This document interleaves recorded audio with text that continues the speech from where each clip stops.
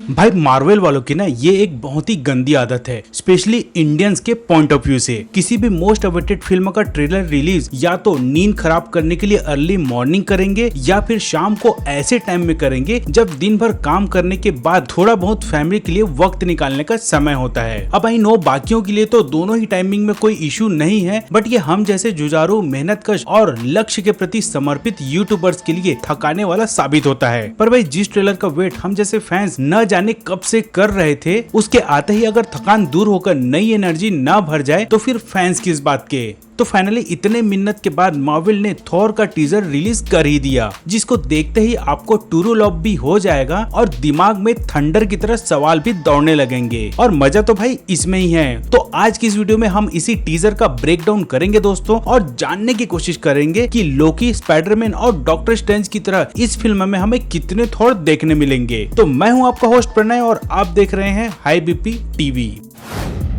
तो ट्रेलर की शुरुआत कुछ वैसे ही होता है जैसे हमारे पुराने फिल्मों में होता था, जब एक बच्चा दौड़ना शुरू करता था और वो दौड़ते दौड़ते बड़ा होकर अमिताभ बच्चन या शत्रुघ्न सिन्हा बनता था। ठीक वैसे ही ये बच्चा दौड़ते दौड़ते क्रिस हेम्सवर्थ बन जाता है। और इस बार थॉर हमें कम्प्लीटली न्यू कॉस्ट्यूम में नजर आ रहा है, जो थॉर गॉड ऑफ थंडर की कॉमिक सीरीज वाले थॉर के कॉस्ट्यूम से काफी सिमिलर लग रहा है। फिर नेक्स्ट सीन में हमें थॉर एक बड़े से पेड़ के सामने म्योनिर रोपण करते हुए नजर आता है, जो मोस्ट प्रोबेबली यग्ड्रासिल है। अब अगर आप में से किसी को यग्ड्रासिल के बारे में नहीं पता तो मैं बता दूं कि ये नॉर्से मैथोलॉजी के हिसाब से एक पवित्र ट्री है, जिसे द ट्री ऑफ 9 वर्ल्ड भी बोला जाता है। और इसी जगह से आपकी सारी परेशानी भी दूर हो सकती है, शांति मिल सकती है और आपको उन सवालों के जवाब भी मिल सकता है जिसे आप जानना चाहते हैं। और थॉर यहाँ साधु के भेष में कुछ यही करता हुआ मिलेगा। वैसे इस सीन तक यहाँ थॉर हिंसा और प्यार के बीच में फंसा हुआ फील कर रहा है, और इसी फीलिंग को बढ़ाने के लिए मार्वल ने इसके बैकग्राउंड में 1987 में आई गन्स एंड रोजेस का म्यूजिक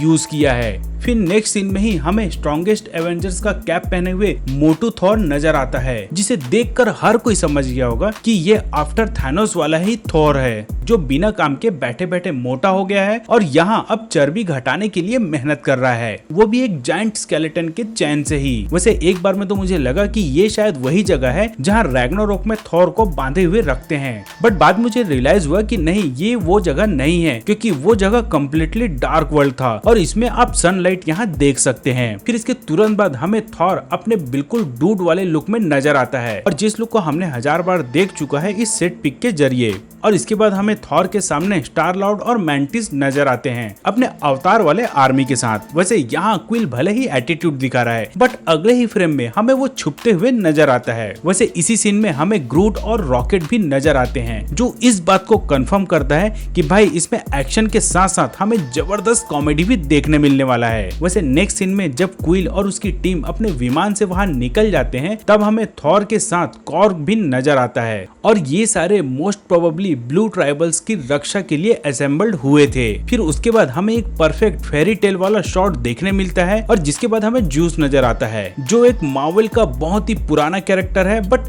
MCU में फर्स्ट टाइम अपीयर हो रहा है, और जूस का ये रोल प्ले कर रहे हैं रसल क्रो। और मोस्ट इम्पोर्टेंट ये है कि ये एक गॉड है, और सिंस इसका main villain God the God butcher है, सो हो सकता है कि ये इसी फिल्म में ही बलि का बकरा बन जाए। देन उसके बाद हमें एक ऐसा सीन नजर आता है जिसे देखकर ऐसा लग रहा है कि कॉमिक्स का ही पेज फाड़कर उसे स्क्रीन पर चिपका दिया गया हो, मींस 100% एक्यूरेट कॉपी। बस कॉमिक्स में थॉर अकेला खड़ा हुआ होता है और यहाँ वो कॉर्ग के साथ खड़ा हुआ है। देन उसके बाद हमें न्यू एसगर्ड की भी झलक देखने मिलती है, जहाँ पे आप देख सकते हो कि लोग मजे से अपनी लाइफ जी रहे हैं। और यही नहीं, इस न्यू एसगर्ड में टूरिज्म को बढ़ावा देने के लिए आप यहाँ टूरिस्ट बस भी देख सकते हैं। और इस नए एसगर्ड की प्रेसिडेंट है वेलकरी, जिसका अंदाजा हमें पहले से ही था, और साथ ही इसका भी अंदाजा था कि हमें इस फिल्म में नेमोर भी देखने मिल सकता है, पर इस टीजर में वो हमें कहीं भी नहीं दिखाई दिया। बट अगर आप वेलकरी के बगल में एक अजीब सा जानवर को देखोगे तो ये ऑलमोस्ट कंफर्म करता है कि इसमें हमें नेमोर देखने मिलेगा ही, क्योंकि ये मार्वल में एग्जिस्ट करने वाला एक पूरा का पूरा साम्राज्य है जहाँ ओनली सील ह्यूमंस ही रहते हैं और सील ह्यूमंस की लड़ाई अक्सर एटलांटिस के लोगों से होता रहता है। और एटलांटिस में कौन रहता है ये बताने की जरूरत किसी को भी नहीं है, दैट इज नेमोर। देन आगे हमें जूस का ही एक बड़ा सा स्टैचू नजर आता है और जहाँ जूस ही थॉर और उसकी टीम को घुमाते हुए नजर आता है। और उसके बाद फाइनली कैप्टन अमेरिका के स्टाइल में म्योनिर पकड़ते हुए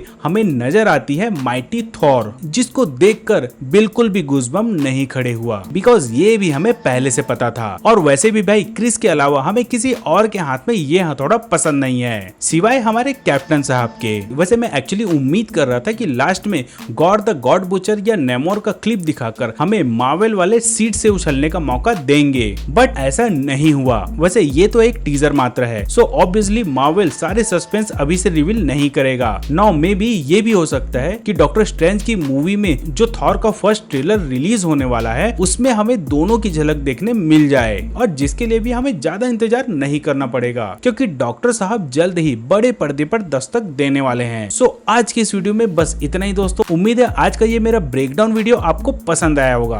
भाई पसंद आया होगा तो वीडियो को करें लाइक और चैनल को करें सब्सक्राइब। तो मिलते हैं दोस्तों अगले वीडियो में, तब तक के लिए ta-ta bye bye, take care and stay safe.